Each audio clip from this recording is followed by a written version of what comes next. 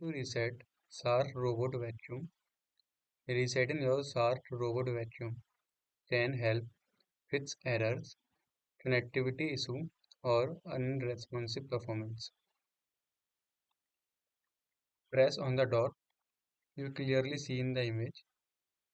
Place your Shark robot on the charging dot and make sure the dot is plugged in and has power. Step 2. Press and hold buttons at the same time for 15 seconds. Step 5. 3. Step 3. Wait for the light to flash. Release the button when the Wi-Fi light and the home light start flashing simultaneously.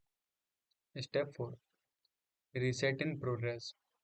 The robot will make a tone and the light will continue to flash while the reset is in progress. This may take up to 2 minutes. Step 5. Reset completed. When the light stops flashing the remain solid, the reset is complete. Your Shark robot vacuum has been reset. Step 6. Set up a RAN. You will need to set up your robot a RAN in the SharkClean app and reconnect to. What does a reset do? Clears minor error and software glitch, reset network Wi-Fi setting, restore default setting, can fix unresponsive or unusual behavior, prepare the robot for a fresh setup. Important notes: a reset will erase Wi-Fi setting and save maps. You will need to set up the robot again. Do not lift the robot or remove it from the dock during the reset process. If the reset does not work, try run and hold the button for the full 5 to 10 seconds. Still have an issue?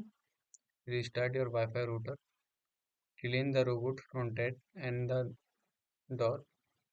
Make sure the dot is on a stable surface with the clear space around it. Visit this link for more help. Here's a quick tip: keep your SAR robot updated in the app can help prevent issue and improve performance.